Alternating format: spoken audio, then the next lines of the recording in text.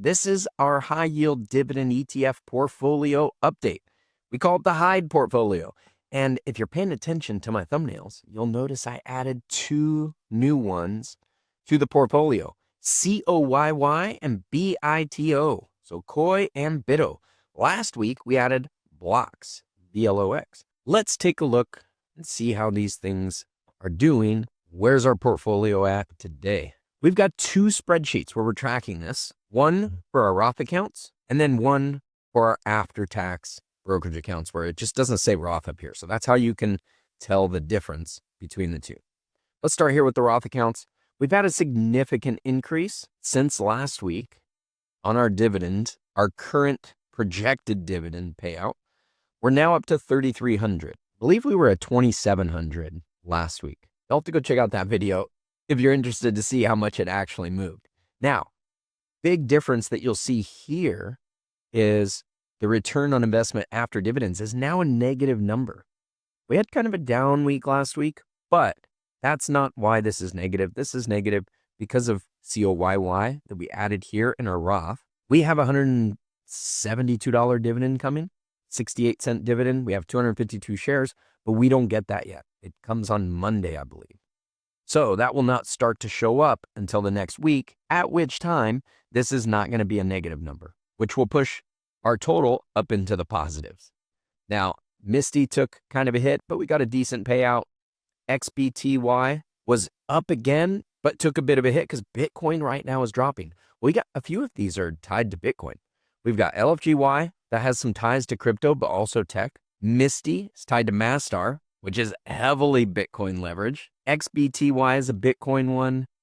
Blocks is a Bitcoin one, although this is Bitcoin and Ethereum, as well as selling some covered calls and things. So like this one, I like the attractiveness of this one. Actually just listened to a podcast where they interviewed the person running this.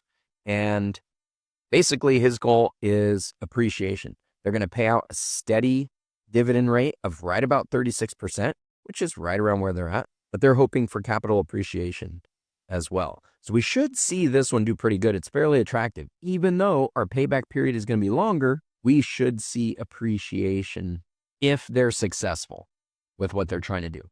And it was really good interview. coyy, exposure to Coinbase, which is exposure to crypto, but this is like in the gold sector where you're investing in the company that sells the shovels and also has gold as well, or does the mining of the gold. So Coin gets to take advantage of more than just the price movement of crypto because they're also an exchange. So the more popular crypto gets, the more popular and the more money Coin is going to be making as well. So we're okay getting into this one. Expect there will be ups and downs, but we're bullish on Bitcoin in the long run and crypto in general in the long run.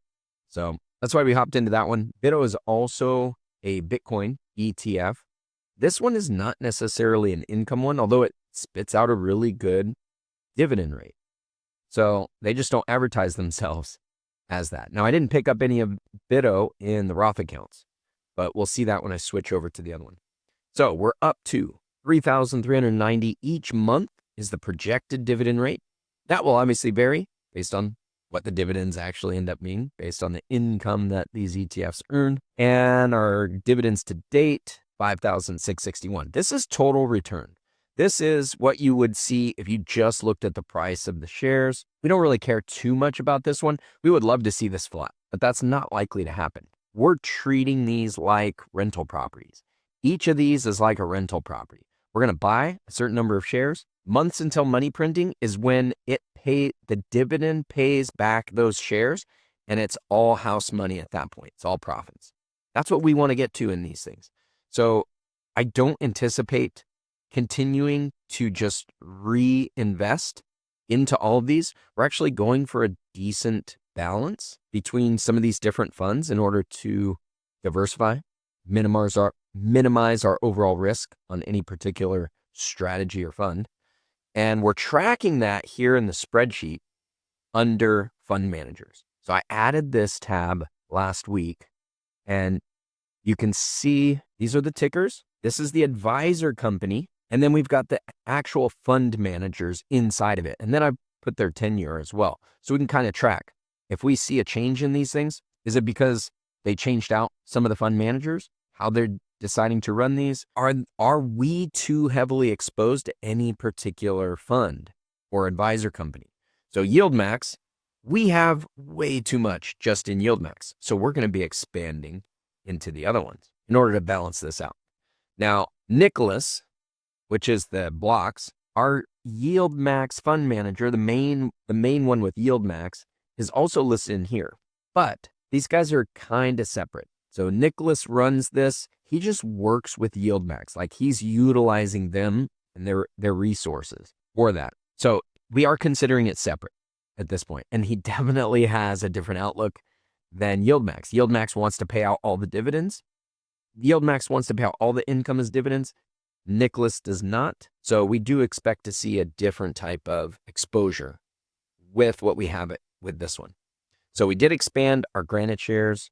That was where we brought in coyy, and why we went heavily into that one. Bito is pro shares, so we haven't added on that one yet. But ultimately, I'm probably going to be adding more Bito and blocks. Maybe some more coyy. We'll see.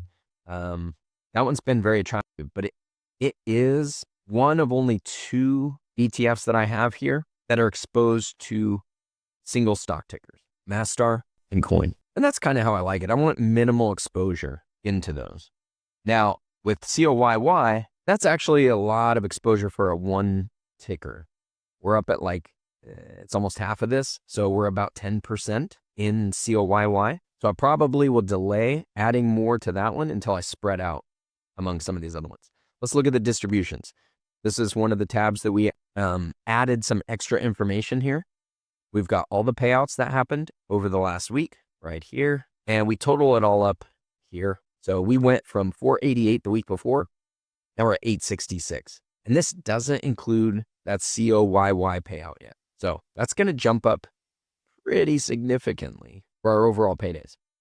Excited to see where this goes. Did we add anything else? Here's where we added. This is our cost basis. You can see we added coyy, and that was it. That's last week. 252 shares across the different brokerages. Here's our average cost across all brokerages. And then we've got the different brokerages and where we added in. So we had space to add in here in our Tasty Trade, Tasty Trade, Tasty Trade. So all of our coyy was added in our Tasty Trade account. All right, let's move over to non-qualified funds. These are our after-tax brokerage accounts. We're up to 2,800. We were at like 16 or 1,700 last week for this.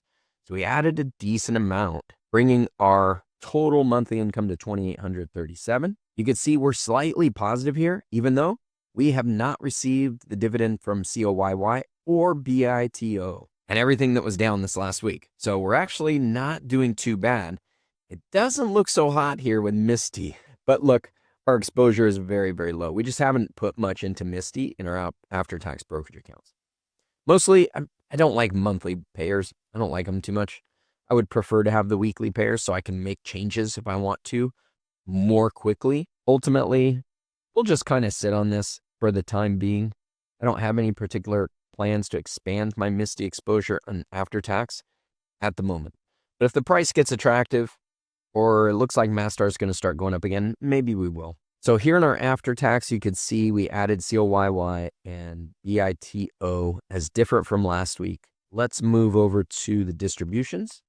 Distributions, we didn't get paid out any distributions yet from any of these new ones. So we haven't even gotten our blocks. No, we did get a blocks one, but it was just a tiny exposure. We added more blocks. Let's go to see what we added. Here's what we added this last week. We added blocks for a small amount here, just starting to get our exposure, and then coyy and bito.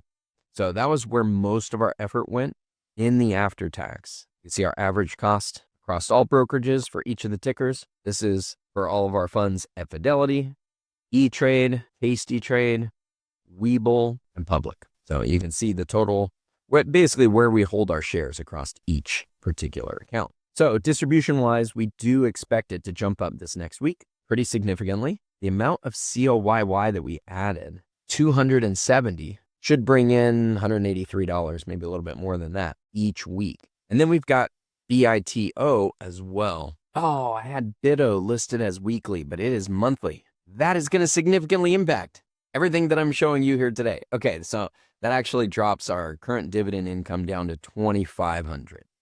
Definitely makes a difference. I'm surprised I missed that. Well, it didn't mess up our other one, but it did mess up this one. The thumbnail is going to be wrong for this week. We'll correct it for next week. But anyways, we are expecting a dividend payout on that because it pays out at the beginning of the month. So we should see some dividends come in from that. We should see some dividends come in from this. And ultimately, we'll be even higher on our return after dividends. So our total return will be even more in the positive in this particular case. Got to be careful in the spreadsheet. We got the monthly and the weekly listed correctly. All right, here's our exposure on our fund manager. So we are doing a little better on our exposure here to just yield max. We're under 50%, which is pretty much where I like to be. Round Hill, we're at 21, and Granite shares were at 24. Now, Granite shares at 24 means we are in coyy for about 12%, a little higher than 12%. So we're probably not going to be adding more coyy until we balance it out with some more of these other ones. Pro shares, that's the bito. We added some decent exposure there. So most likely our next place to add is going to be blocks. Even though it's a lower potentially payout one, that's okay. We're going to use some of our dividends that end up kicking out in order to get us into here. So we're going to utilize some of the dividends on the weekly payers that aren't really going for increasing the NAV necessarily into blocks, which is trying to increase the NAV and just have a smaller, steadier payout. Oh, the other thing I liked about blocks is they are doing a combination of selling put spreads as well as call spreads. That's how they're getting that upside potential. And I like it. I really like it. When you're utilizing call spreads and put spreads and you're selling both of those, you're using the same amount of margin. So you're essentially allowing your dollars to go further and increase your return on investment. Their goal is to get a 50% return on the spreads that they're selling, of which they want to pay out 36%. So that's why they anticipate having that growth. It's not always going to be that way. It's not going to be really steady that way, but that's their goal. So if they're anywhere successful, they'll pay out the 36% and get the price increase on the underlying. I think that about covers it for this week. If you have any questions about that or wondering why I'm doing things a particular way, let me know in the comment section below. If you need to track your dividends across multiple brokerages, you can do that. I have this spreadsheet available, how I upgraded it so that you can track multiple brokerages, and it's available in my Discord. You can join the Discord, just become a channel member, either via Patreon or YouTube, and you get access to the Discord, and you can follow along on any of the spreadsheets of the things that we're doing, like our 0% credit card challenge, where we're looking to borrow money from credit cards at 0% and pay them off with income that we're receiving, running essentially the wheel strategy, but utilizing spreads and other things in order to optimize our capital. So that's a challenge. We got videos out on that. Be sure to check those out if you're interested. And we'll talk about the trades that we're doing. The whole goal in this is education, right? But by me making it a challenge and putting it out there, it kind of holds me responsible. It kind of holds me to account for being sure to update you guys on those videos. And when I do that, I pay more attention to my trades. Like I'm not as careless. Sometimes I get careless when I'm getting in and I'm trading, and I'll do some impulsive trades, and I'll take some chances. And like, I don't really need to do that. I don't have to do that. It's just kind of fun for me. And so when I do something like this, it allows me to be more disciplined. So I get something out of it. Potentially you get something out of it if you're interested in learning how this works. So what all of these income ETFs are doing is essentially what I'm going to be doing to some degree. Sometimes they're just selling calls or puts without making it a spread, but sometimes they're doing a spread. And essentially we're trying to do the same thing, which is just earn income. And it's definitely something that you can do yourself, not necessarily you in particular, but like us as individual investors. It's something that a lot of us are able to do successfully to just boost our income. increase what we have coming in. And it's important to expose yourself to these different strategies because oftentimes you can implement this type of a strategy on top of what your regular investing is doing and just increase your returns by even a little bit. It's very easy to increase your returns by a little bit and to do so in a pretty safe manner that doesn't really change the fundamental way that you're doing your investing, especially if you're a buy and hold investor and you've just accumulated a bunch of shares.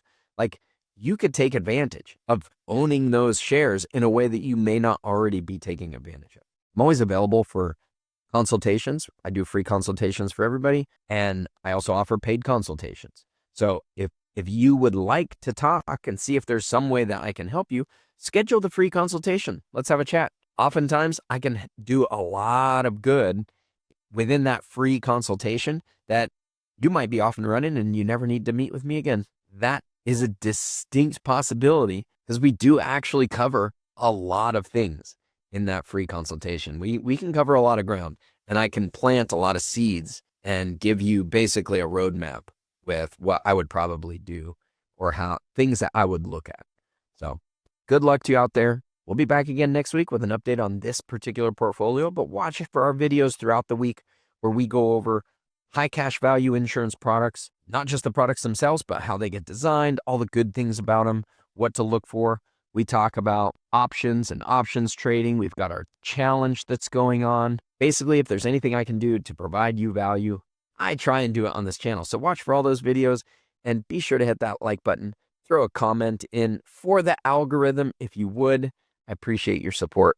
We'll see you next time. The next 20 seconds determine your future. Subscribe, meet with me, or continue educating yourself with these videos right over here. I appreciate you. Now go maximize your cash flow.